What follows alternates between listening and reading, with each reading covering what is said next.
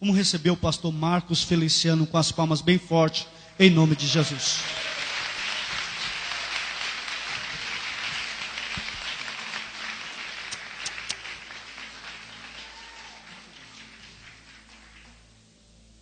Deus é fiel. Eu cumprimento os irmãos com a paz do Senhor. Quem está feliz com Jesus hoje? Então encontre uma pessoa bonita do seu lado e dê um sorriso para ela. Ficou difícil aí? Se não tiver ninguém bonito aí, é só olhar aqui para cima, tá bom?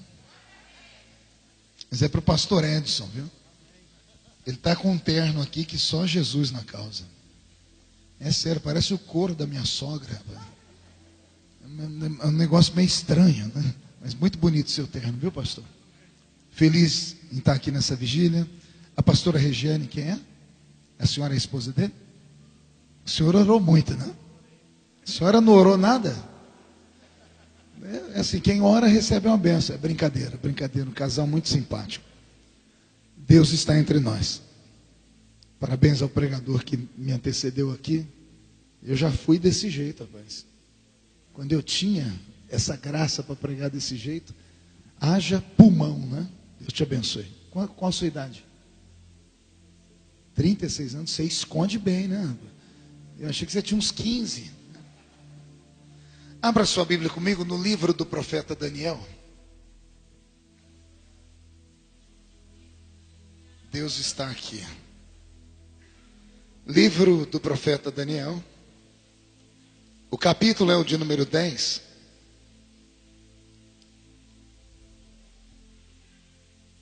Aleluia.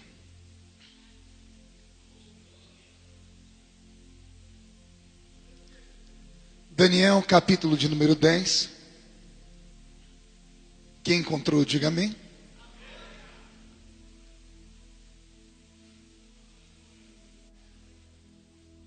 Capítulo 10 do livro do profeta Daniel, nós vamos ler até o versículo de número 13. Então a leitura é um pouquinho extensa, mas é importante que os irmãos acompanhem.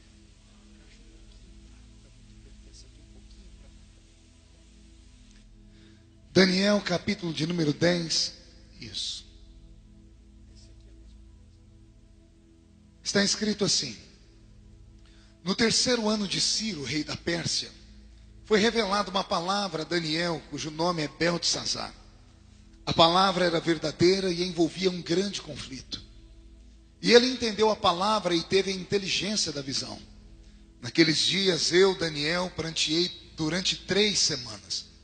Manjar desejava e não comi, nem carne nem vinho entraram na minha boca, nem me ungi com óleo algum, até que passaram as 3 semanas inteiras.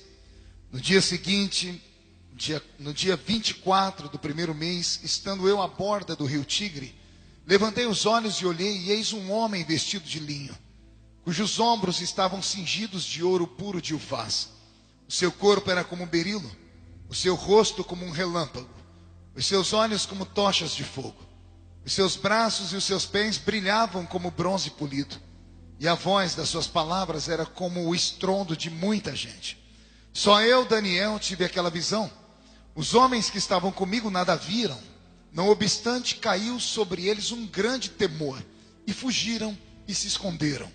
Fiquei, pois, eu só e contemplei aquela grande visão. E não restou força em mim, o meu rosto mudou de cor e se desfigurou, e eu não retive força alguma. Contudo, ouvi a voz das suas palavras, e ouvindo-as, caí sem sentidos com o rosto em terra. Eis que certa mão me tocou, sacudiu-me e me pôs sobre os joelhos e sobre as palmas das minhas mãos. E ele me disse: Daniel, homem muito amado, está atento às palavras que eu vou te dizer. Levanta-te sobre os pés, porque eis que te sou enviado. E ao falar ele comigo esta palavra, eu me pus em pé tremendo. E então me disse: não temas, Daniel, porque desde o primeiro dia em que aplicastes o coração a compreender e a humilhar-te perante o seu Deus, foram ouvidas as tuas palavras, e por causa das tuas palavras é que eu vim. Mas o príncipe do reino da Pérsia me resistiu por 21 dias. Porém Miguel, um dos primeiros príncipes, veio para ajudar-me, e eu obtive vitória sobre os reis da Pérsia. Feche a Bíblia, coloque no banco, na cadeira. E pegue na mão da pessoa mais perfumada do seu lado. Eu acho que ainda dá tempo. Aperte a mão da criatura com carinho, até ela falar aleluia. Pentecostal que não faz barulho, está com defeito de fabricação, não é? Vamos orar? Pai, nós te exaltamos, nós te glorificamos. E nós entendemos que dentro de alguns minutos, aleluia, e este lugar ficará pequeno para o tamanho da glória que o Senhor vai mandar do alto dos céus. Os que vieram tristes começarão a saltar de alegria. Os que vieram se arrastando não voltam se arrastando para casa. Hoje voltarão voando nas asas de um novo tempo. E antes que eu comece a revelar os seus segredos, cerque este lugar com a sua presença. E num raio de 5 quilômetros, onde houver um demônio alojado, eu dou a esses demônios segundos para sumirem desta vigília. Porque se não sumirem, serão queimados pelo poder da sua glória que aqui será derramada. Rasga os céus sobre nós, manda anjos de fogo descerem aqui. Que estes anjos desçam, trazendo brasas de fogo nas mãos. E onde houver, Senhor, um crente cheio do Espírito Santo, toca ele nesta noite e mostre o caminho da verdadeira e poderosa adoração. Fala conosco, fica conosco. É o que eu te peço agora e sempre. E toda a igreja diz: amém. Os que podem, tomem seu assento, aplaudindo a Jesus, porque Ele é bom, porque Ele é maravilhoso. Querida igreja noiva do Cordeiro, simpatizantes da nossa fé, amigos que vieram de perto, de longe, autoridades constituídas, autoridades eclesiásticas, e o que não falta aqui é pastor, missionário, missionária, né? Isso aqui eu estou numa convenção de pastores, pelo jeito, né? Que maravilha. Eu queria muito pedir a sua atenção nesse momento, e eu vou fazer um pedido, é muito simples, mas é de suma importância. Eu tenho muita dificuldade em estar pregando e as pessoas caminhando, andando. Então eu vou pedir para você encontrar um lugarzinho para sentar. Tá? Eu prometo que não vou pregar muito. Até às 6 da manhã a gente acaba esse negócio aqui, né? Posso ouvir mais um grito de glória a Deus?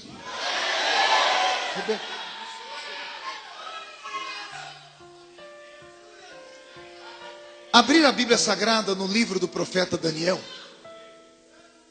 é viajar no tempo, é entrar na mente de uma das maiores personagens por Deus levantadas nesse planeta. O livro do profeta Daniel é o livro do Apocalipse do Velho Testamento.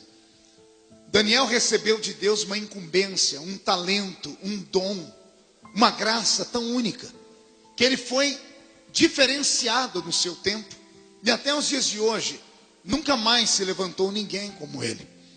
Quem conhece a Bíblia vai ver que de vez em quando ela traz elogios a algumas pessoas. Quando a Bíblia vai falar sobre seres inteligentes, a Bíblia fala de uma tríade, de 3 seres que foram criados por Deus e Deus dotou-os de uma sabedoria imensa. 2 eram homens e 1 anjo. Imagine que quando a Bíblia vai falar de pessoas inteligentes, ela pega Daniel, Salomão e coloca os 2 no mesmo nível de Lúcifer, a estrela da manhã.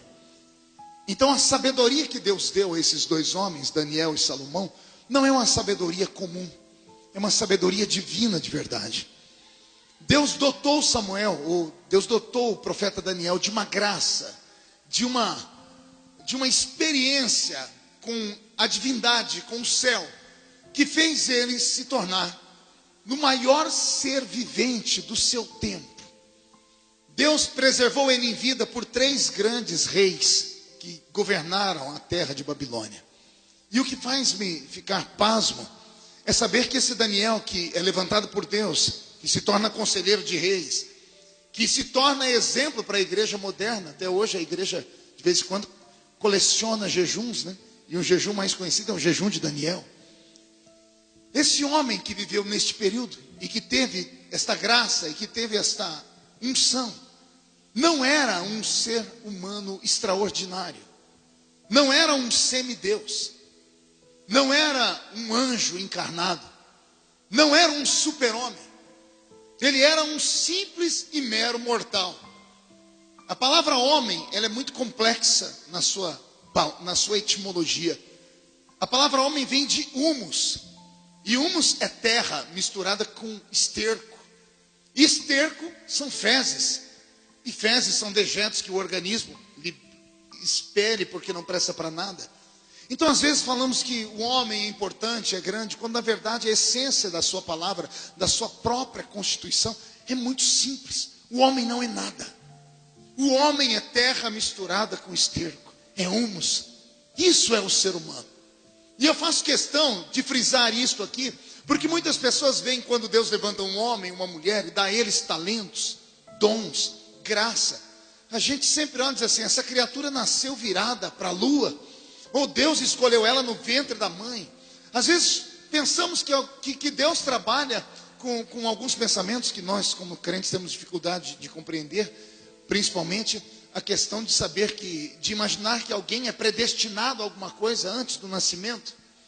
Seria muito estranho imaginarmos que Deus é um ser injusto, que entrou aqui nesta vigília, vai olhar esta multidão aqui e vai dizer assim, eu vou abençoar esse, não vou abençoar aquele, eu posso levantar aquele, não posso levantar aquela. Deus não é assim. Deus não procura dentro do homem algo sobrenatural. Aliás, eu costumo dizer que Deus ama gente vazia. Deus ama gente que desprovida de cultura, de conhecimento, de tudo. Porque quando Deus salva uma pessoa que é muito culta, que ela é muito dona de si, Deus tem um trabalho para usar essa criatura. Porque quando Ele precisa usar essa criatura, primeiro Deus quebra ela inteira. Deus tira tudo que ela tem. Deus leva ela lá no pó. Aí quando ela não tem nada, Deus, agora eu posso te usar. Então olha que interessante. Os maiores profetas da Bíblia nunca saíram do alto estrelato de Israel. O único profeta que foi arrancado do meio da aristocracia do povo judeu, ou seja, do povo rico e importante, foi o profeta que mais trabalho deu para Deus, e Deus transformou ele numa cobaia de laboratório, disse, não serviu. Você foi o primeiro e o último profeta que eu levanto que é rico, que foi o profeta Isaías. O profeta Isaías era sobrinho do rei Uzias. E como era rico, começou a profetizar. Todas as vezes que ele falava alguma coisa muito pesada, quem é que tinha coragem de repreender ele, de perseguir ele? Ele é sobrinho do rei mais importante de Israel. Deus tirou ele da aristocracia, transformou ele em profeta, e o início do ministério dele é uma tragédia. Do primeiro capítulo ao capítulo 6, você vai ver Isaías só apontando o dedo para os outros. Ai de ti, ai do que bebe, ai do que fala que coisa boa é ruim, coisa ruim é boa, ai do adúltero, ai do idólatra, ai, ai e ai. Ele só sabe apontar a veia profética na ferida dos outros. Aí a Bíblia diz que tudo mudou no dia em que o tio dele morreu. E eu vou deixar ele contar. No ano em que morreu o rei Uzias, eu vi o Senhor assentado no alto e sublime trono. Interessante, porque antes do tio dele morrer, ele nunca tinha visto Deus assentado em lugar nenhum. Porque o tio dele era o guarda-costa dele. O tio dele chegava nas festas e dizia assim, olha, o meu sobrinho é profeta, profetiza, filho. E ele dava, ai que aqui tem adúltero, ai que aqui tem isso. Quem é que tinha coragem de falar mal dele? Ele é sobrinho do rei. Mas o dia que o tio dele morreu, quando não tinha mais ninguém para proteger ele, ele sabia que estava com o pescoço na guilhotina. Ele entrou no santuário e disse, no ano em que morreu meu tio, eu vi o Senhor. E quando eu vi o Senhor, sabe o que eu entendi? Que eu não devia apontar o dedo para os outros. Porque não é só ai de ti, é ai de mim também. Porque eu vou perecendo. Todos os profetas, tirando Isaías, todos foram pegos no laço por Deus no meio do povo. Deus tem um homem tirado de cima do lombo de um cavalo. Deus tem uma Amós, que era amansador de jumento bravo, boiadeiro. Deus viu aquele cidadão pegar um touro pelo chifre e torcer o pescoço dele.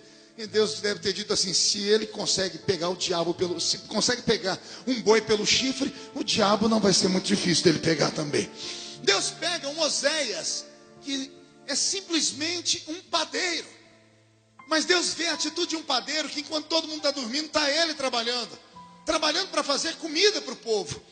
Então eu imagino Deus dizendo, se ele tem coragem de acordar de madrugada para fazer comida para quem está dormindo, ele será um grande profeta. Porque ele vai alimentar o meu povo em época de dificuldade. todos os grandes homens que se tornaram grandes um dia, nasceram pequenos. Então quando eu vejo Deus levantar Daniel, e aqui vai começar a minha pregação agora, eu quero hoje mostrar um Daniel que você não conhece. Quero aqui fazer um exercício mental com os irmãos para tentarmos compreender como é que ele foi elevado a um nível tão grande. Porque esse Daniel não é um habitante de Babilônia, ele é um judeu, ele é um... E o que ele está fazendo em Babilônia? Ele é um escravo. Ele não é só um escravo, ele é um escravo de uma leva de 1 milhão de judeus que foram arrancados da sua terra e levados para dentro da terra de Babilônia. Ele só foi levado porque ele era jovem, os velhos foram assassinados. Então esse Daniel que está em Babilônia, quando chega em Babilônia e colocam diante dele comida, a Bíblia diz que ele olhou a comida e disse: eu não vou comer isso aqui. E alguém pergunta a ele: por que você não vai comer isso aí, Daniel? Ele diz: porque isso aqui é consagrado a ídolos. E eu faço um propósito de não comer nada sacrificado a ídolo, a demônio, a outro Deus. Quando lemos isso, damos glórias a Deus, sim ou não? Eu quero aqui fazer hoje um outro advogado. Imagine você sendo Daniel e falando para mim: eu não vou comer isso aqui porque isso aqui é consagrado a ídolo. E eu do seu lado dizendo assim: e você está fazendo isso por quê, Daniel? E Daniel vai responder: porque eu temo a Deus. E eu imagino as pessoas dizendo: você teme a Deus? O Deus que deixou seu pai e sua mãe ser assassinados pelo rei de Babilônia? O Deus que deixou o santuário ser queimado? Que deixou os utensílios sagrados serem derretidos no fogo? O Deus que permitiu com que os inimigos arrancassem a cabeça dos nossos sacerdotes? O Deus que fez você, Daniel, que vem de um povo rico, que é um menino estudado, que tinha sonhos, agora chegar aqui nessa terra como um animal arrastado? Que Deus é esse, Daniel? Você ainda vai ser fiel a um Deus. Vou repetir, Daniel: você vai servir a um Deus que deixou a sua religião morrer, que deixou seus pais e seu pai e sua mãe ser assassinados, que roubou seus sonhos. Você vai permanecer fiel a esse Deus aqui no meio de um cativeiro. E não é que Daniel respondeu: não me importa o que Deus fez, e não me importa o que Deus faz. O que me importa é o que eu fui ensinado. E eu fui ensinado que ele fazendo ou não fazendo, ele tem que ser adorado e respeitado.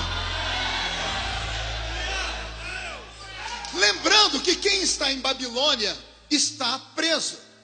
E se Israel foi preso, é porque Israel está sob juízo. Diga comigo: juízo. Pergunte para o seu irmão se ele sabe o que é um juízo. O juízo é o entorno do cálice da ira de Deus. Deus nunca entorna o cálice de uma vez. Ele manda profetas avisar. Ele manda profeta 1, 2, 3. Ele fala por 1 ano, 10, 100. Ele avisa o povo. E chega uma hora que o povo não escuta. Aí o cálice da ira dele entorna. Quando o cálice da ira de Deus entorna, não tem conversa. Não há piedade. Porque ele deu todas as chances possíveis. Israel está sob juízo, então Deus não vai conversar com ninguém. Deus vai deixar o povo sofrer. Deus vai deixar o povo pagar o preço. Porque o povo tem que perceber que a ausência dele vai fazer deles um povo derrotado. Então Deus traz o juízo e se tranca no céu.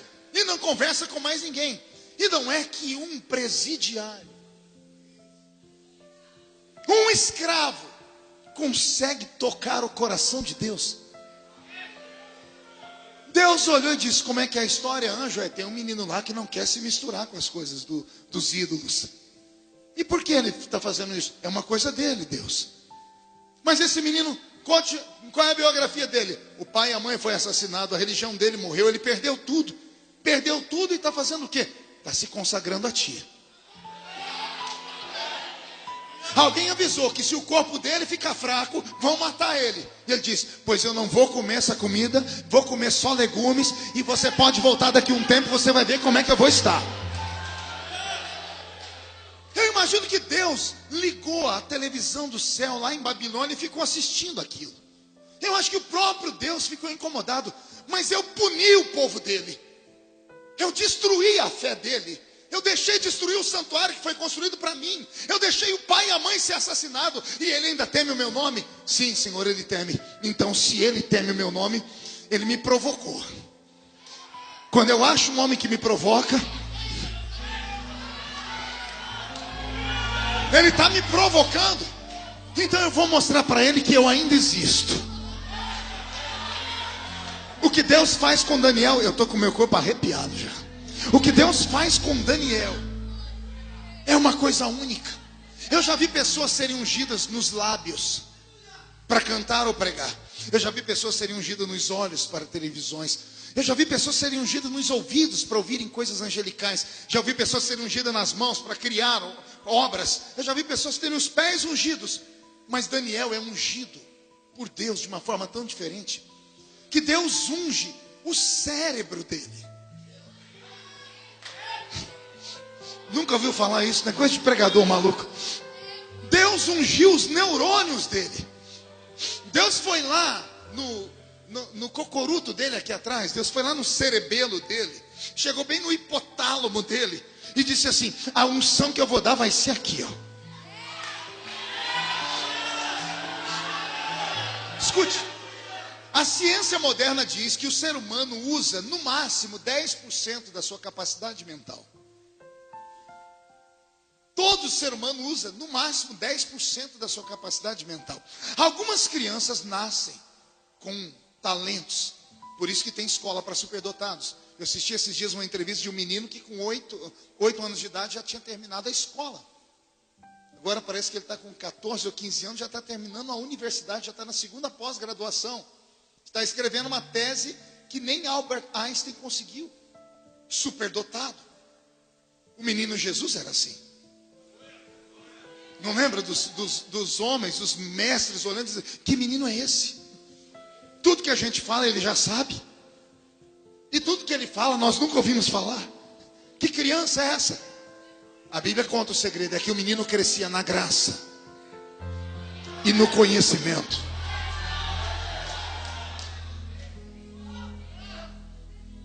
Deus ungiu o cérebro de Daniel. Deus deu um choque nos neurônios dele, que os neurônios se multiplicaram. Enquanto os homens não usavam 10% do cérebro, estava Daniel usando 50%, 60%. Quando alguém via com a farinha, ele já estava com a polenta pronta. Era um homem que tinha visões, era letrado, ele sabia de tudo um pouco. A minha oração nessa vigília é que Deus me dê aqui pelo menos uns 10 Daniéis. Como assim, pastor? Gente que provoque Deus. Gente que perdeu tudo. Perdeu pai, mãe, casamento, família, ministério, saúde, dignidade. E mesmo assim diz: eu só saio daqui hoje quando esse Deus que me deu ou não me deu olhar para mim. Deus está procurando alguém assim. Porque se Deus te encontrar aqui, crente, e Ele ungir o seu cérebro. Ai meu Deus do céu. Pastor, mas ungir o cérebro significa o quê? Imagina se Deus expandir a sua capacidade mental e te der inteligência acima da média. Imagina você dormindo de um jeito e acordando amanhã, e quando alguém olhar para você, você está com o olho de louco. Pessoal, o que você está assim? Não, dá licença, eu estou trabalhando, estou pensando. Você está pensando o quê? Eu estou vendo o futuro. Como assim? Eu estou tendo uma ideia aqui que se eu conseguir colocar ela no papel, vai virar o Brasil do avesso.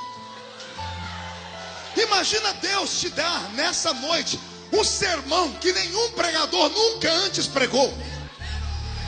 Imagina se Deus te der hoje uma letra de uma música que nenhum cantor nunca antes cantou. Imagine se Deus pegar uma melodia daquela que os anjos cantam no céu e vir no seu ouvido e dizer assim: ó, eu vou soprar essa melodia. Ela é cantada no céu, mas eu vou deixar você ser o autor dela na terra, para você regravar essa música. Imagine se Deus te der hoje uma ideia, não duas, não três, uma apenas, e você acordar amanhã de manhã e essa ideia te tirar do último lugar da fila e te colocar no primeiro lugar da fila. Consegue compreender o que eu estou tentando falar? Imagine se Deus te der uma capacidade como daqueles meninos que criaram aquele aplicativo, o Waze. O Waze foi criado por 2 israelenses dentro de uma garagem. Meninos que não tinham nem formatura direito. Eles tiveram uma ideia, colocaram no papel, não tinham condições de criar, não tinham tecnologia, mas eles registraram a patente da ideia. Bateram de porta em porta até que um homem rico acreditou. Hoje, o aplicativo vale bilhões de dólares. Não precisaram ficar a vida inteira. Uma ideia.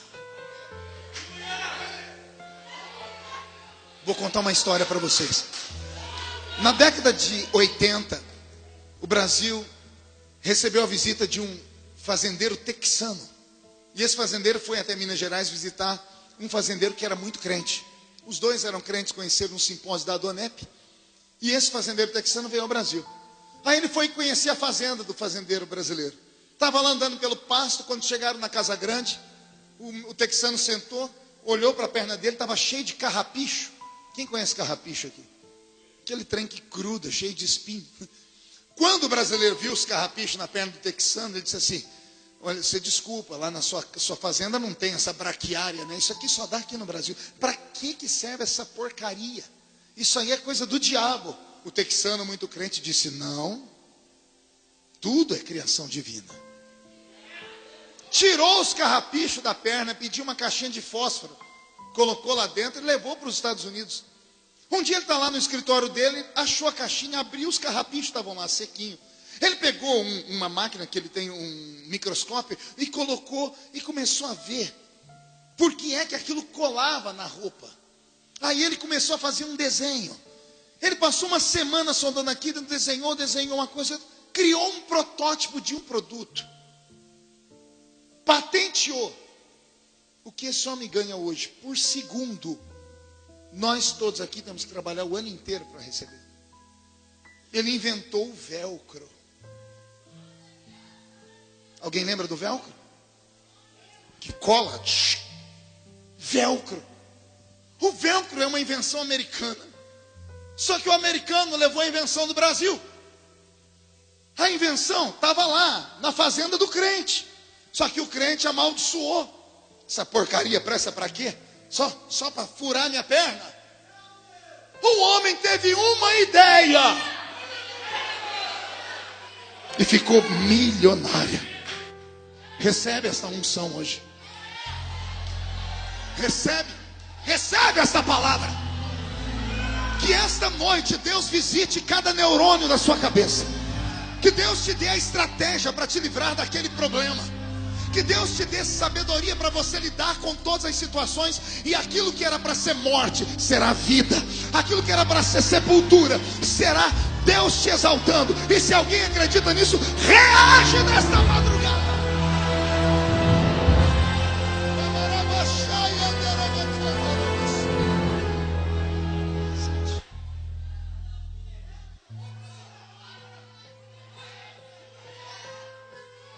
Daniel percebeu que o jejum dele agradou a Deus.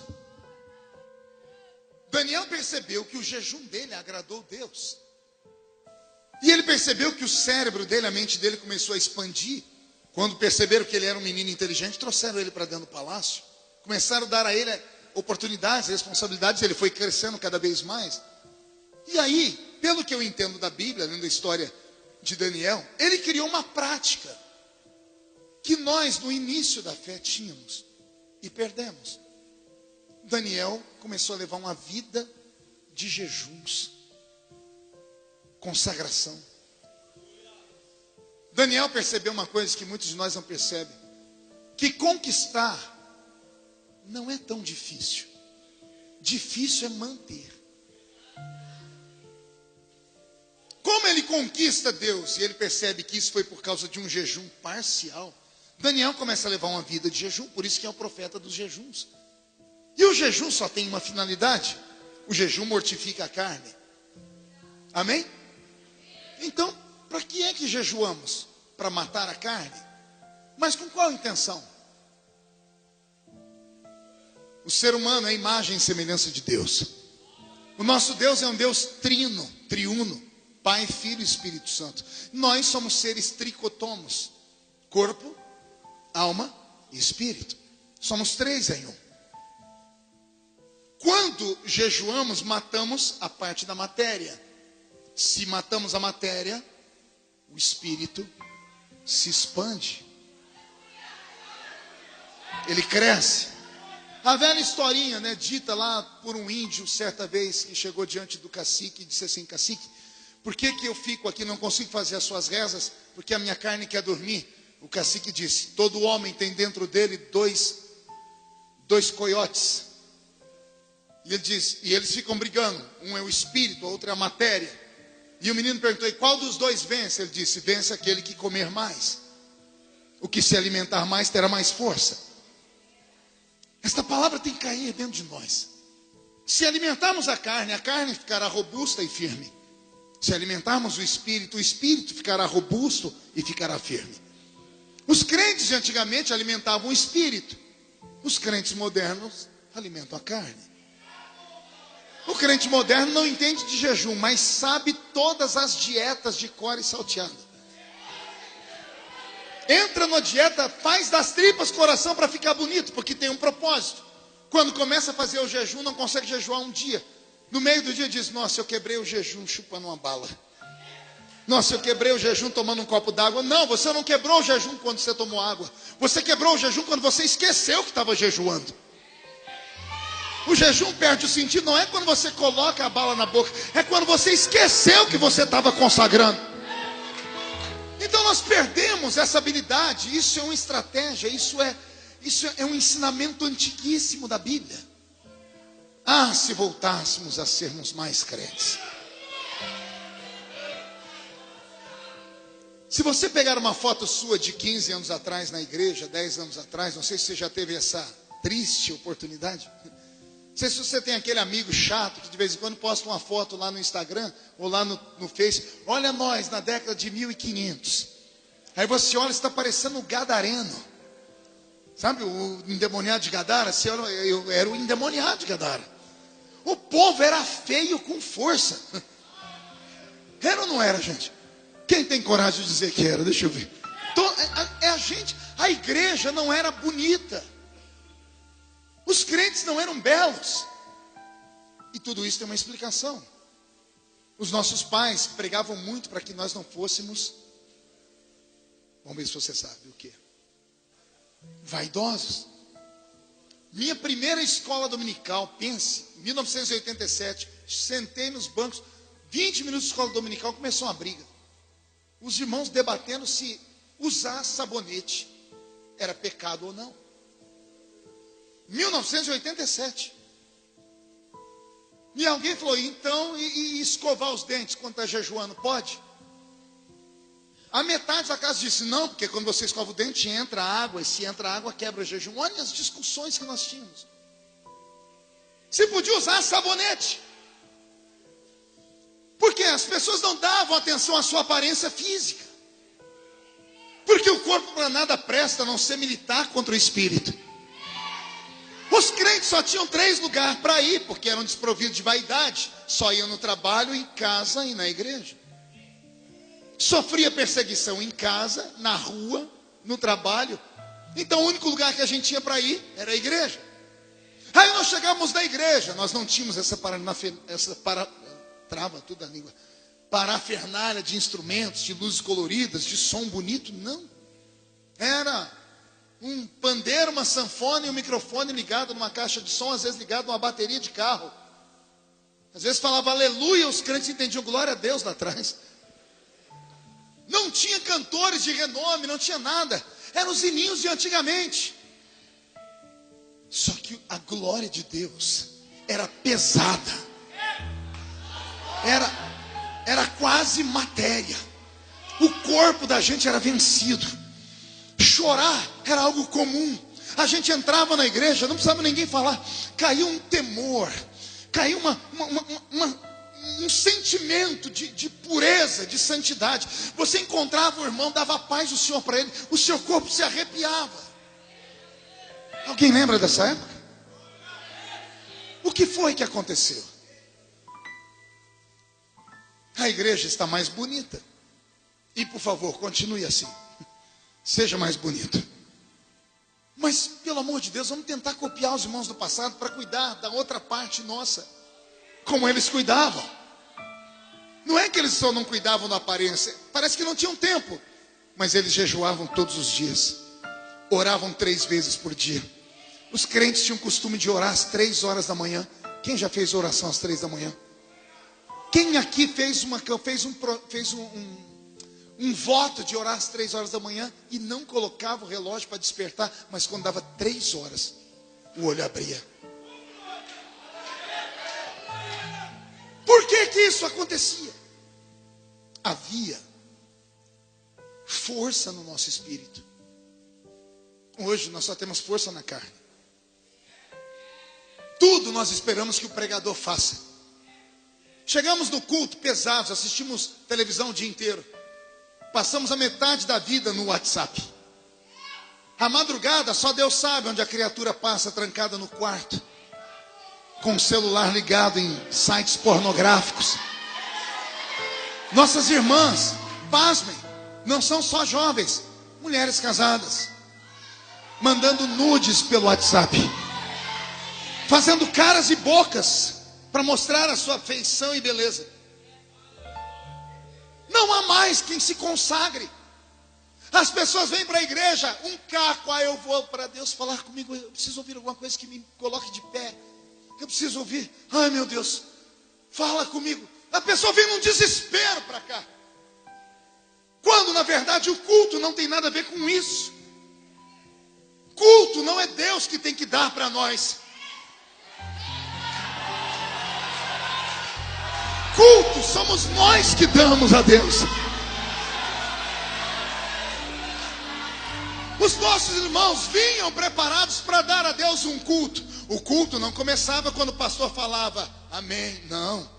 O culto começava em casa, no banheiro, ou debaixo do chuveiro, ou sentado na bacia, porque não tinha energia elétrica para ter banheiro. Começávamos lá, chegávamos na igreja meia hora antes do culto começar, dobrávamos nosso joelho e falávamos com Deus. E ficávamos ajoelhados até ouvir a voz do velho pastor, que começava: em fervente oração, tens o meu coração. Quando sentávamos nos bancos da igreja, eram bancos, não eram cadeiras almofadadas, não tinha ar-condicionado, eram bancos duros, que nós tínhamos a alegria de ver as nossas lágrimas banhar os bancos. As coisas modernizaram. Melhoramos muito. Pelo menos a aparência e a carcaça. Em contrapartida, sumiu tudo que nós tínhamos. Cadê os batismos com o Espírito Santo? Cadê os intérpretes de línguas? Cadê os discernimentos de espírito? Sumiu tudo. O povo pentecostal teve que se adaptar ao mundo moderno. E começamos a ter... trouxemos para o nosso meio costumes de outras igrejas que não eram pentecostais, porque o pentecostal é conhecido pelo barulho. A marca do Pentecoste é barulho. Só que as igrejas pentecostais começaram a ficar em silêncio, porque sumiu tudo. Aí as igrejas pentecostais tiveram que se adaptar, modernizar. A Assembleia de Deus, que eu me converti há 30 anos atrás, não podia bater palma. E não é que é pecado, não, está escrito: louvai ao Senhor com palmas. E uma vez eu perguntei para um velho presbítero da minha igreja: por que nós da Assembleia de Deus não batemos palma? O velho só tinha 2 dentes na boca, o zagueiro e o atacante. Ele era analfa de pai e beta de mãe. Ele cruzou a perna, olhou para o céu, olhou para mim e disse assim: nós não bate palma, porque nós tem medo. Eu disse: nós tem medo do quê? Ele disse: nós tem medo da palma ir para a pessoa errada. Olha o que eu ouvi há 30 anos atrás. Eu disse: como assim? Ele disse: você está falando de palma porque você foi numa igreja que bate, né? Eu falei: sim, senhor. Que hora que o povo lá bate palma, meu filho? Eu falei: quando o pregador prega uma coisa muito bonita. Ele diz: então, meu filho, a palma é para o pregador? Ou é para o Deus que está usando o pregador?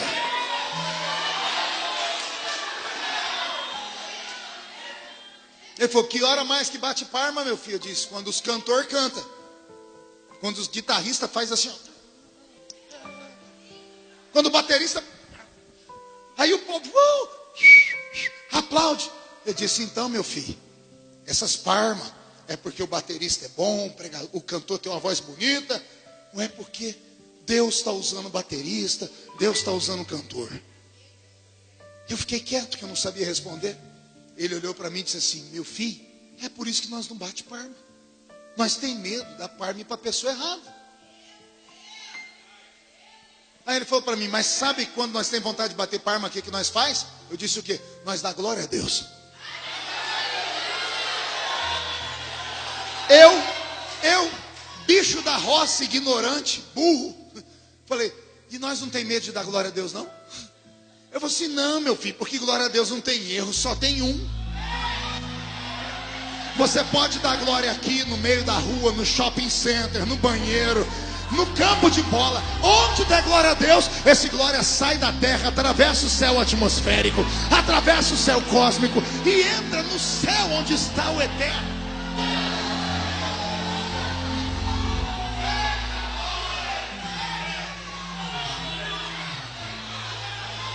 Eu posso apertar um pouquinho mais? Alguém percebeu que os demônios não se manifestam mais nas nossas igrejas? Parece que foram tudo para a Universal. Porque lá estão todo dia. Mas nas nossas igrejas tinha. Quem participou de culto que caía gente endemoniada? Por que ninguém cai mais? Fui perguntar para um pastor no dia desse, sabe o que ele disse? A igreja está madura. E o nível de pureza é tão grande que o diabo não se aproxima da igreja. Eu respeitei, porque era mais velho, mas eu saí dali dizendo assim, conversa fiada. O diabo não se manifesta mais na igreja porque nada mais provoca ele. Porque o que faz um demônio se manifestar?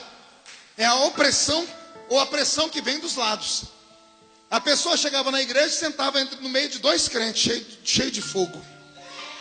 Um começa a dar glória a Deus, o outro fala em línguas, aqui atrás tem um que jejuou, aqui tem outro que orou. O demônio não aguenta, ele grita, ah!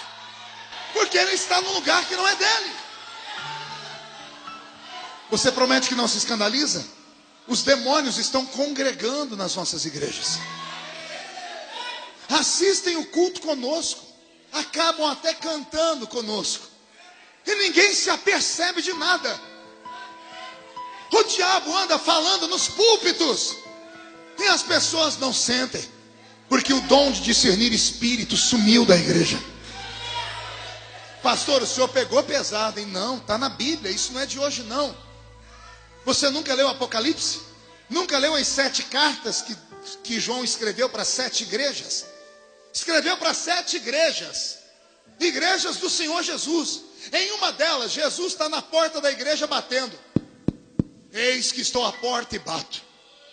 Se alguém ouvir a minha voz e abrir, eu entro. Mas a igreja é dele. Mas ele não pode entrar na igreja que é dele. Porque a igreja que devia ser dele tem dono. Homens que chegam e dizem assim, quem manda aqui sou eu. Essa igreja é minha, eu faço e aconteço. Cala a boca, senão eu te expulso, mando prender. Tenho dinheiro, faço isso, faço aquilo. Em alguns lugares Jesus não pode entrar. Tem uma outra igreja do Apocalipse que Jesus foi mais severo e disse, eis que o trono de Satanás está aí no altar. E o diabo está sentado no altar. Se isso há 2000 anos acontecia, imagina hoje.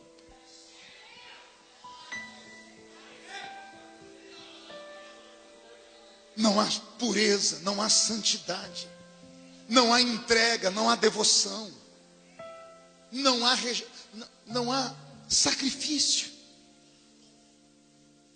A geração que nós estamos vivendo é uma geração de sanguessugas.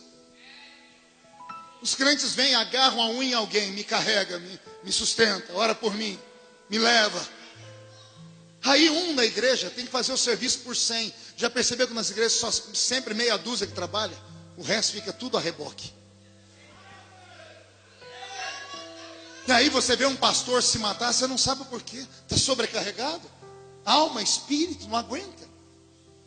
E aí a geração de pastores novos acreditam mesmo que o poder está na ciência das palavras. Ou na ciência da psicologia. Esquecer os princípios do joelho. Porque a gente resolvia tudo no joelho. Delegacia de crente, quando eu era criança, tinha outro nome. Não chamava 15ª DP, não. Delegacia de crente chamava-se Círculo de Oração. Entendeu? Não, vou desenhar. Quer dar queixa? Vai dar queixa para as irmãzinhas do Círculo de Oração. Pastor, o meu patrão me mandou embora e ele me deve. Eu posso levar na justiça? Porque pastor era respeitado. O crente não fazia nada sem falar com o líder espiritual dele, porque ele tinha medo de pecar. Aí o pastor dizia assim: meu filho, está escrito que não é para levar a juízo o seu irmão. Mas e os meus direitos, pastor? Jesus conhece? Conhece. Leva para o círculo de oração. A gente escrevia um bilhetinho, dava lá para as irmãs que não sabia nem ler. Mas elas colavam aquilo no joelho aqui. Será que eu fui o único crente que ouvi testemunho desse tipo aqui? Culto de domingo, salãozinho, 20, 30 pessoas. Uma irmã levanta a mão: quero dar um testemunho, pastor. Pois não. Irmãos, eu estava na minha casa dormindo anteontem.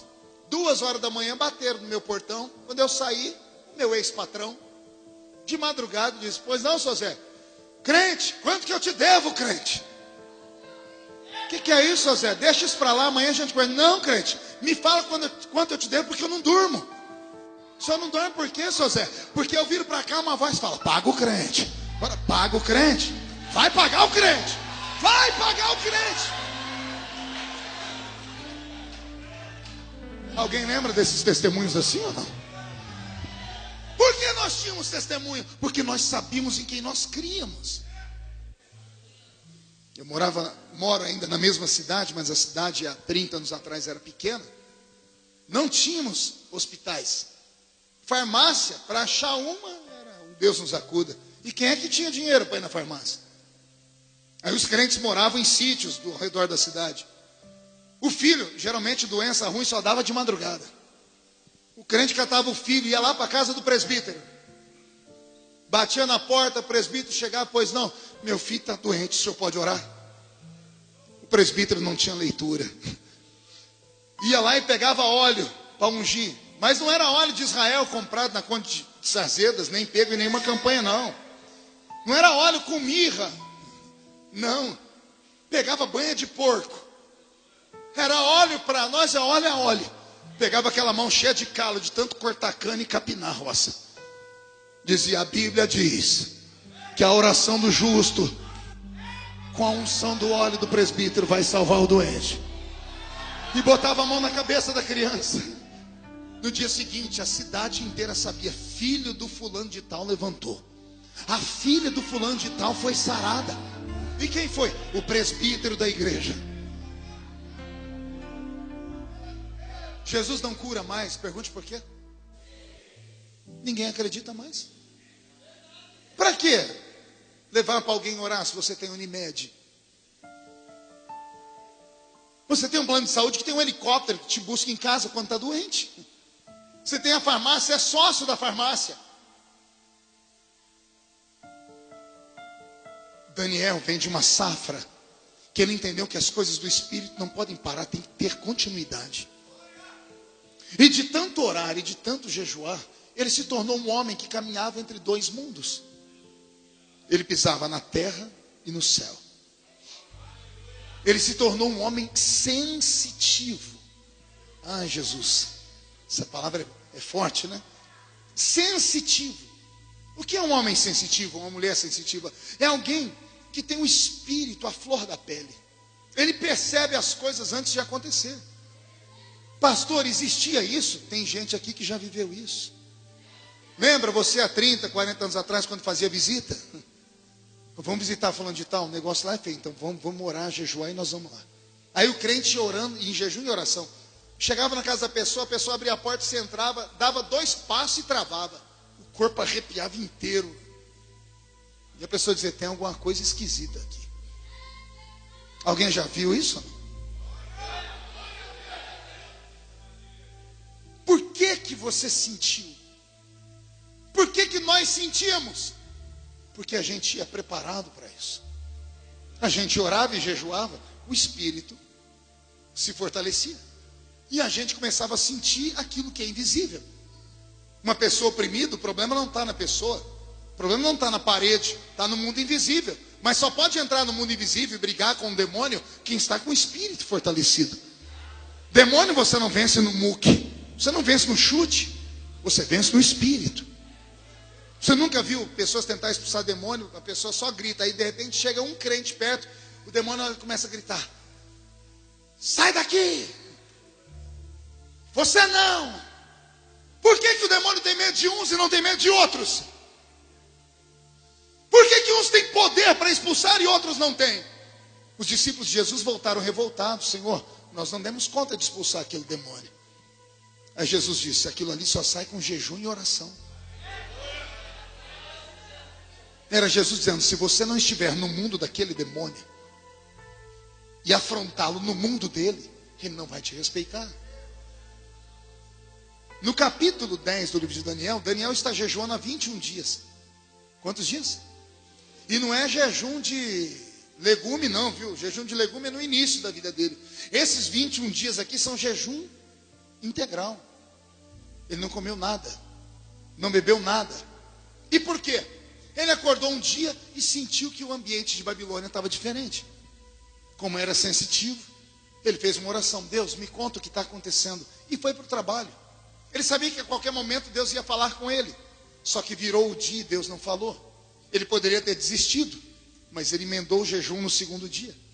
E Deus não falou. Ele empreendeu um jejum de uma semana. E Deus não falou. Ele, atrevido, jejuou mais de uma semana, 14 dias. E Deus não falou. Ele jejuou 21 dias. E foi trabalhar.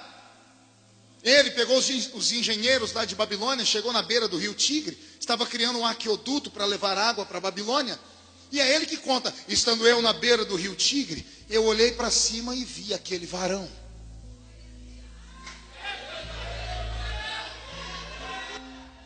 Seu rosto era de bronze, suas pernas eram de bronze, os seus olhos eram como tocha de fogo. A sua voz era como a voz de uma multidão de pessoas falando. Quando eu vi, eu caí como morto. Aí Daniel vai falar de quem estava com ele. Ele não estava sozinho, os engenheiros de Babilônia estavam lá, mas era tudo ímpio. Ninguém conhece nada de espírito.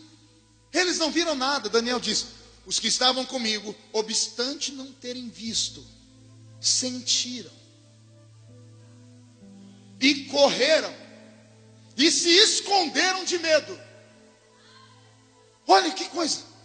Os homens estavam perto dele, não viram nada. Mas quando Daniel tombou no chão, o corpo deles sentiu tudo que estava acontecendo. Ao ponto de ninguém lá falar, levanta Daniel, vão embora. Saíram correndo e deixaram Daniel sozinho e se esconderam de medo. Isso aqui me provoca. O jejum de Daniel foi tão violento que ele conseguiu rasgar a película que separa esse mundo do outro. Não entendeu, né? Lembra que eu disse que ele caminhava entre o céu e a terra? O jejum dele foi tão violento, que ele rasgou, ele derrubou a parede que separa o mundo físico do mundo invisível. E o que estava no mundo invisível entrou. Não era de noite, não era visão de madrugada, era de dia, de tarde. Ele estava trabalhando sol quente. O jejum dele foi tão forte que ele rasgou o véu que separa o mundo físico do invisível. E o anjo entrou. Quando o anjo entrou, Daniel caiu. Os outros correram. O anjo viu Daniel caído. Daniel disse, e eu vi uma mão que me catou pelo ombro e disse, Daniel, fica de pé.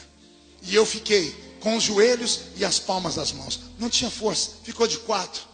Aí o anjo disse, Daniel, você precisa ficar de pé. E Daniel disse, eu arrumei força em mim e fiquei de pé. E aquele homem disse para mim, Daniel, homem muito amado. Ai meu Deus. Imagine um príncipe de Deus descer, chegar no seu quarto essa noite e dizer assim, Maria, o Senhor manda dizer que você é muito amada. João, o Senhor manda dizer que você é muito amado. Você imagina um homem de carne e osso receber um dos príncipes, porque esse anjo que desce para falar com Daniel é Gabriel, o comunicador do céu, um dos primeiros príncipes. Esse anjo veio e falou com Daniel: você é um homem muito querido no céu. Por quê? Porque Daniel jejuava muito. Como ele jejuava, ele ficava longe da matéria e mais perto do espírito. Daniel acreditava que o jejum fazia efeito. O anjo passou então a dizer: a sua oração foi ouvida desde o primeiro dia. E o anjo leu nos olhos de Daniel a pergunta: se foi ouvido, por que a resposta não veio? E aí Daniel conta uma coisa que pregaram errado a vida inteira para mim. A vida inteira me falaram que anjo é mais forte que demônio. A vida inteira. Aí Daniel está aqui ouvindo um anjo dizendo assim: olha, eu vim desde o primeiro dia, mas não dei conta de descer, porque eu fiquei preso no céu. Os príncipes, os reis da Pérsia, os espíritos que mandam no país, Paulo explica sobre eles e separa em 3 tipos. Paulo diz que existem tronos, potestades e principados. Não é esses demôniozinhos chulé que manifestavam em culto, não, que tem apelidos, pilintra. Não. Estou falando de seres poderosos, que comandam nações, que comandam bairros, que comandam ruas, avenidas, que comandam estradas. Nunca ouviram falar de estrada da morte?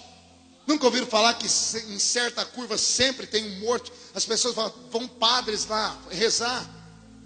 Nunca ouviram falar que tem bairros extremamente pesados? Demônios violentos, poderosos, demônios que comandam cidades inteiras. Esses demônios prenderam Gabriel. Só que Gabriel, preso, não podia falar com Deus, porque ele não é onisciente nem onipotente como Deus é. Deus, quando dá uma ordem a um anjo, ele dá uma ordem e vira a página. Ele foi lá executar. Por 21 dias a oração de Daniel chegava ao céu, até que um dia Deus falou assim: mas por que ele está orando ainda? Deus abre, olha Daniel orando, e ele dá um grito no salão dele: Gabriel! E vem um querubim, um serafim dizer: Gabriel sumiu, Senhor. Como assim? Tem 21 dias que ele saiu do céu e não voltou mais. Eu imagino Deus dizendo: se Daniel não para de orar e jejuar, olha o cheiro do jejum dele.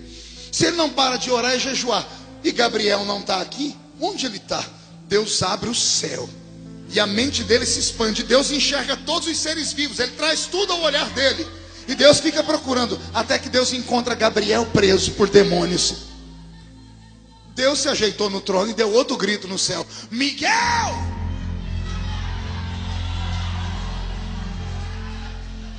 Lá vem Miguel. Pois não, senhor. Espada está afiada. Desce lá no céu da Pérsia. Gabriel está preso.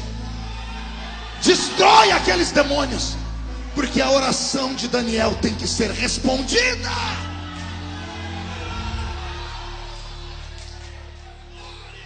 Eu tenho aqui nesse texto 2 forças. Uma é uma força angelical, e nós demos muito glória a Deus por ela, porque nós amamos o que é divino. Mas tem uma força aqui mais forte que a força de um anjo. A força maior do que a de um anjo é do jejum e da oração de Daniel. Porque foi o jejum e a oração que incomodou Deus. Foi a perseverança dele. Ele jejuou e orou tanto que o céu se misturou com a terra. Ele conseguiu trazer o céu para dentro da terra. E Deus então enviou Miguel. Vivemos um tempo de céu fechado, orações sem resposta.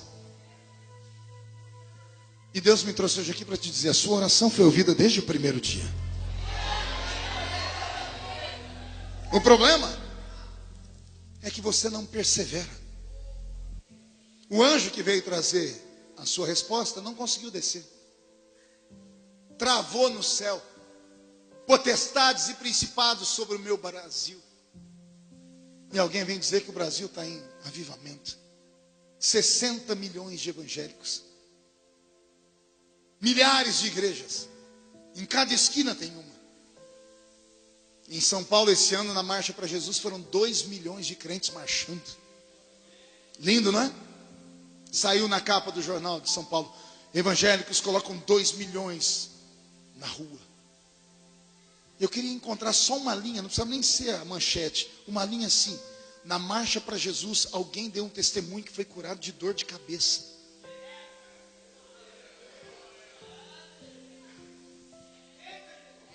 Entendeu aí ou não? 2 milhões de crentes marchando. Nenhum cego viu. Nenhum surdo ouviu. Nenhum paralítico andou. Ninguém aceitou Jesus como Salvador. 2 milhões de crentes, o Senhor Jesus está conosco. E ninguém viu nada. Na semana seguinte, 2 milhões de gays na rua. Se esses 2 milhões de crentes tivessem ido em jejum,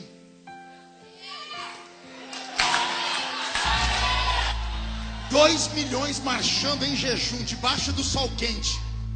Nada de forró evangélico, de música gospel, de rock não. Oração forte. Joelho cravado no centro da Avenida Paulista. Vocês iam ver o que ia acontecer no céu desse nosso país. Possivelmente a marcha do movimento homossexual não aconteceria. Aconteceria quando Deus interferiria na história. Você está entendendo o que eu estou dizendo? Sabe o que eu acho lindo?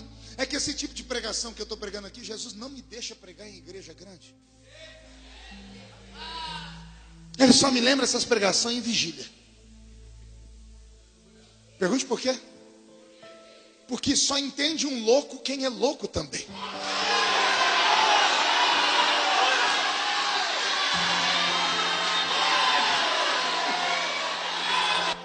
O avivamento não vem pelos normais. O avivamento vem pelos malucos. E não tem maluco maior do que crente de vigília.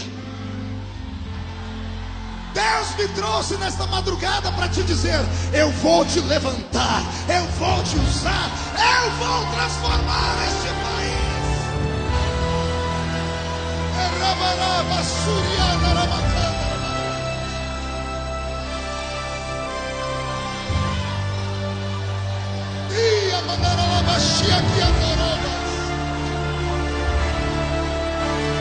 Fica de pé comigo. Pegue na mão de quem está do seu lado.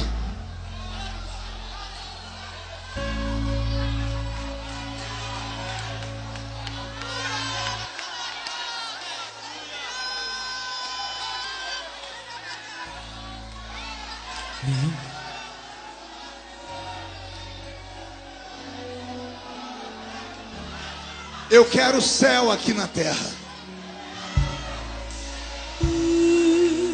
Vamos fazer a velha oração do Pai Nosso para que o céu caia sobre a terra.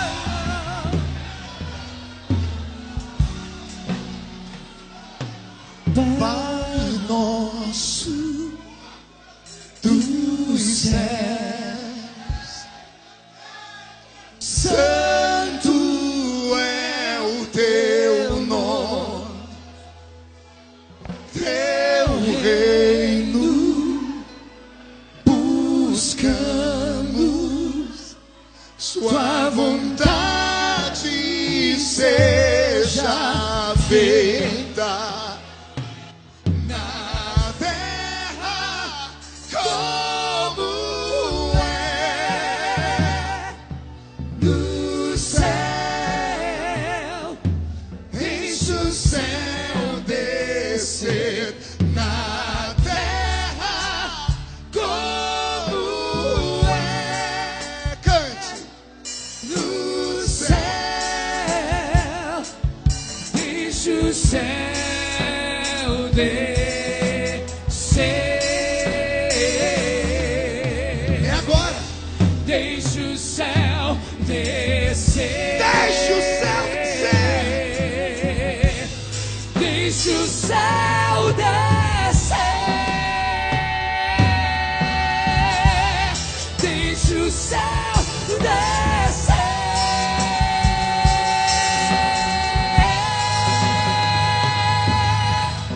Teu é o reino teu, o poder e tua é a glória para sempre.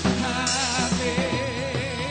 Teu é o reino O poder e tua é a glória para sempre. Incline a sua cabeça. Senhor, não é pelo muito falar. O Senhor já deu o recado. Homens e mulheres sairão desta vigília possuídos pelo Espírito Santo. Voltarão para suas casas, para os seus ministérios, com uma vontade de ver o céu aberto. Aquilo que os olhos não viram, aquilo que os ouvidos não ouviram, aquilo que não subiu ao coração do homem, é o que o Senhor tem reservado para esses crentes de vigília nesta madrugada. Aqueles que estão pedindo, aqueles que estão buscando, Pai, não se façam de rogado, faz cair sobre eles o céu. Devolve os dons nesta madrugada. Todos os que são batizados com o Espírito Santo, meu Pai, renova eles nesta hora. Se há algum crente que nunca falou em línguas, batiza ele com o Espírito Santo agora. Pega os seus profetas. Deixe o céu descer. Deixe o céu descer.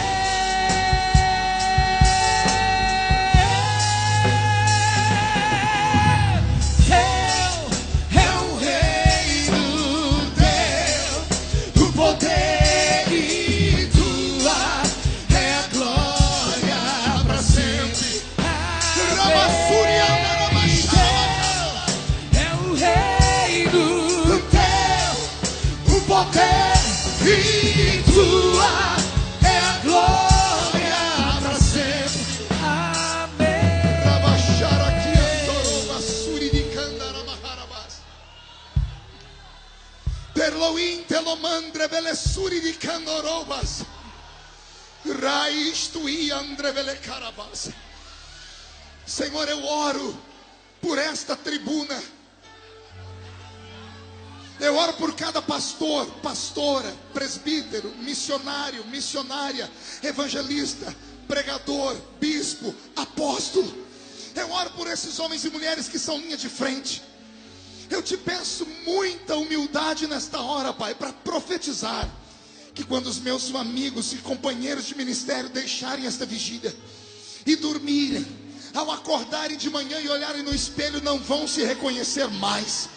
O culto de amanhã será tão diferente que eles vão sentir o céu caminhando dentro do ministério deles.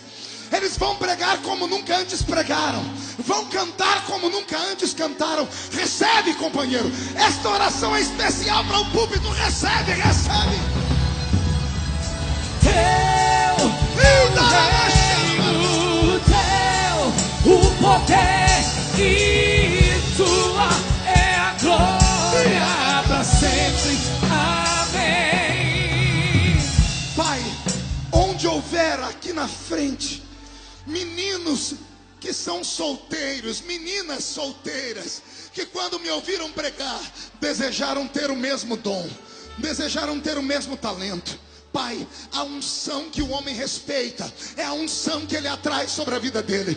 Pai, pega esse menino, pega essa menina, faz cair sobre eles a sua glória, levanta eles como profetas, dá para eles o dom da palavra, e quando eles começarem a pregar, sai da frente, Satanás.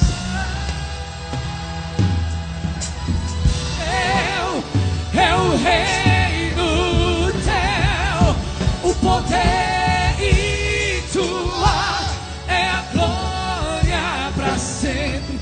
Amém. Feche os olhos. Diamais tu andrevelecandoro barabasas. Senhor, a sua igreja precisa ser curada no orgulho. A sua igreja precisa de uma cura no coração. A igreja precisa reconhecer, meu Pai, que se não conhecer o Senhor Jesus de verdade, nunca poderá caminhar no seu jardim, no jardim dos dons espirituais que podem cair sobre nós. Cura o nosso orgulho, Pai. Cura nesta madrugada o nosso orgulho, Pai. Cura os ministérios, meu Pai. Meu orgulho me tirou jardim, tua humildade colocou jardim em mim. Se eu vender tudo que tenho em troca do amor, eu falharia.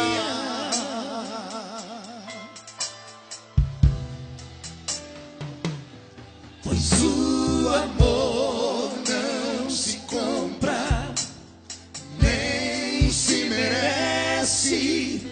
O amor se ganha, de graça o recebe. eu quero conhecer Jesus. Conheçamos e prossigamos em Eu conhecer. quero conhecer Jesus. A igreja precisa conhecer o Cristo das revelações. Eu quero Conheça o Cristo que levanta profetas. Conheça o Cristo que levanta ministérios. Jesus, meu amado é O mais belo entre milhares e milhares. meu amado É o mais belo entre milhares e milhares. Prepara a sua igreja para um arrebatamento, meu Pai. Prepare o mundo, Senhor, para o toque da trombeta. Eu não posso acreditar que o Senhor vem buscar uma igreja fria. Eu não posso crer que o Senhor venha buscar uma igreja que está morrendo. Eu não posso crer, meu Pai, que o Senhor vem buscar uma igreja letárgica, uma igreja anêmica, uma igreja covarde. Se o Senhor vem buscar uma igreja viva, aviva a tua igreja, meu Pai. Levante a mão direita para o céu comigo, todos os vigilheiros. Abra sua mão e diga em nome de Jesus: todos os demônios que roubaram a sensibilidade, a pureza, a dedicação, os sacrifícios, eu ordeno, venham para a palma da minha mão. Feche a sua mão com força. Vou contar até 3, você vai jogar no chão e vai pisar em cima. E aí você vai abraçar pelo menos umas 3 pessoas e vai dizer para cada uma delas: Jesus está voltando. Mas antes disso ele vai te dar a unção de Daniel. E você vai ver o que os olhos não viram, ouvir o que os ouvidos não ouviram. 1, você nunca mais será o mesmo. 1,5, sua família sentirá orgulho de você de novo. 2, quem viver verá, para ver o que Deus vai fazer na sua vida. 2,5, São Paulo será chamado de capital da revelação. 2,75, o Brasil é do Senhor Jesus. 3, jogue no chão, pise em cima.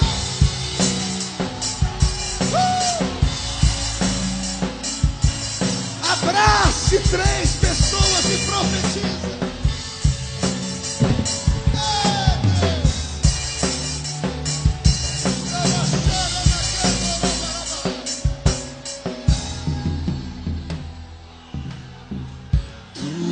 A minha luz, a minha salvação, a ti me renderei.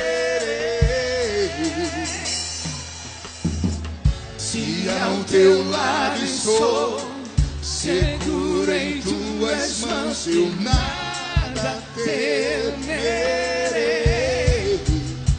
Quero ouvir.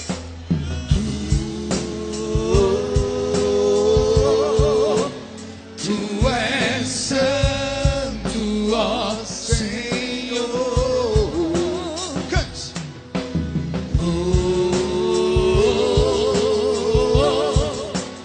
Tu és digno de louvor.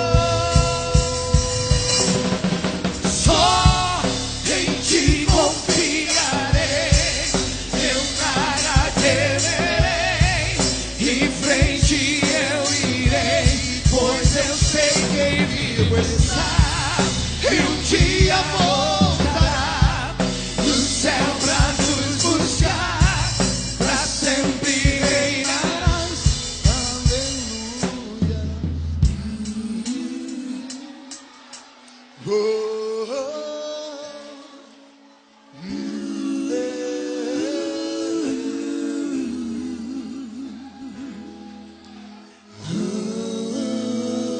Vem, Jesus.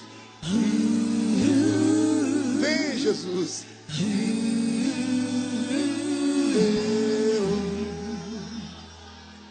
Vem Jesus, vem Jesus, Maranata, ora vem, Senhor Jesus. Canta. Vem.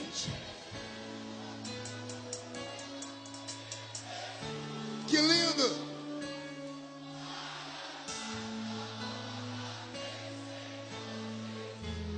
Me dá tudo que você pode agora. Vem Jesus, Vem, Jesus. Maranata, ora vem, Senhor Jesus. Só em ti confiarei. só em ti confiarei, eu nada temerei. Em frente eu irei, pois eu sei que vivo está. E o dia voltará do céu pra nos buscar, pra sempre reinarás. Aleluia.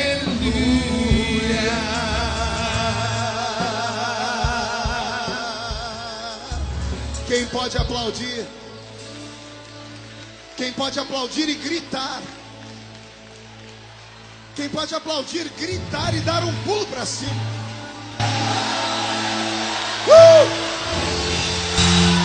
Ih, aralabaxara macana.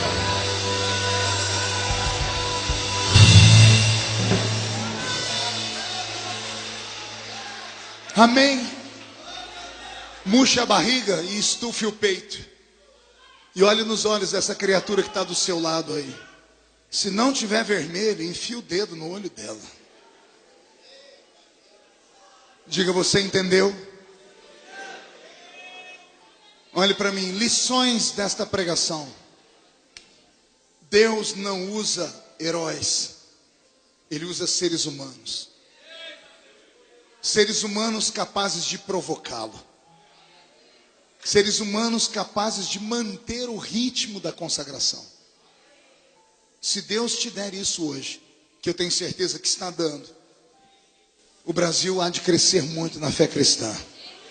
Que Deus abençoe o ministério de todos vocês. Seja próspero, seja forte. Não se vendam, não se entreguem, não se misturem. Se apartem do mal. Se aparte do ritmo frenético de igrejas grandes que perdem a sensibilidade. Cuide do povo. E você, povo, cuide dos seus pastores. Ajude-os em oração, porque um avivamento vai acontecer. Valeu a pena? Eu posso voltar outro dia aqui?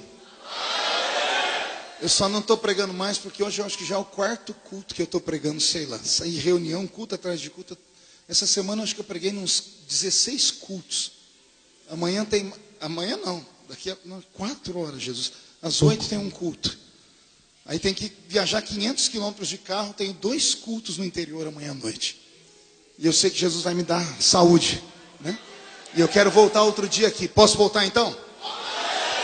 Você dá um jeito? Mas aí você vai ter que arrumar um terno igual esse para mim. Posso trazer o pastor Roberto comigo?